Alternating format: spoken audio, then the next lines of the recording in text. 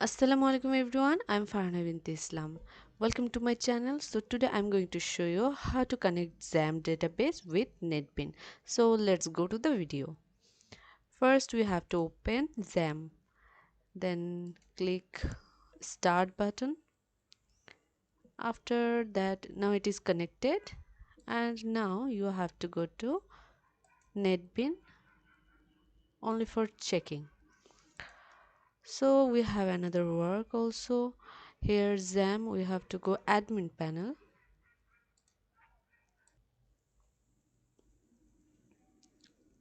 Okay, suppose this is my database. Okay, now I'll go to create a new database, and first you have to go to user account, and here I have already create a username and also give a password, so I don't need it again. But you are new, so you have to go add user, and then you have to put here your name, suppose admin, and then you have to fill this section 1 2 3 4, suppose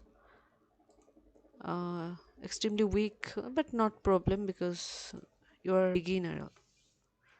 So here also retype this, which password given you given there, you have to also given here. Okay, then you have to click check all, and then here you have to click go.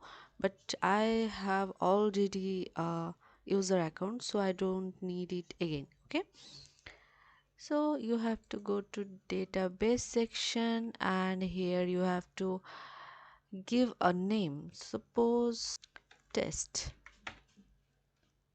Now create button.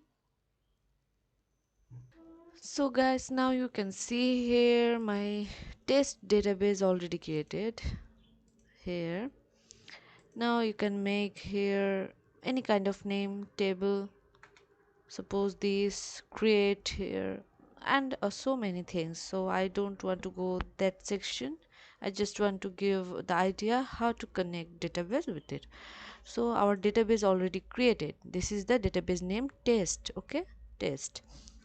So this work is done, and now we have to go to NetBeans, and you have to go to service, and here already one connection is present. So I don't want to go that section, I just want to give you the idea. So you have to go to database here and new connection, and here you have to create new driver, add the connector J.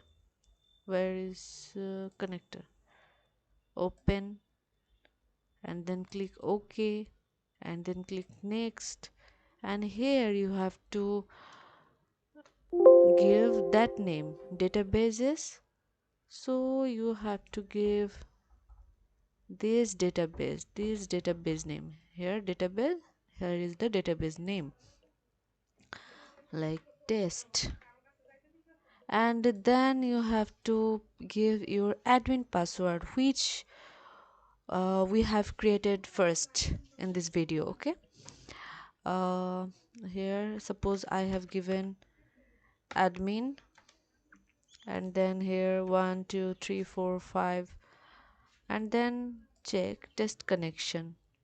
See, connection succeed. Okay, then you have to click next, after that finish. But I don't need it right now, so I just want to ignore this, but you have to work with it. Okay, just finish, and if you find out that your connection successful, so it is okay, it is connected. Okay, but if here show connection failed, that means here is some problem. So don't go other section, just do this simple task, your connection is done. Okay, you don't need to do any kind of things, so I just ignore it. And now I want to show you another things which is already created here. Okay, let me check. Suppose I have, you have to connect it this way. This is the code system, and here I have given my admin name, which I have created first in the video, and this is admin, this is password. Okay, so you have to give it this way, and if you can't give this, you don't need to give user account. Okay, you don't need to create a user account. This is also okay. So that time you have to give here root, and you have to make it empty, just double quotation, nothing else. Okay, so that's all for today. I hope that you can understand how can you do this. So if you understand, so please do like, comment, share and subscribe my YouTube channel. Allah Hafiz.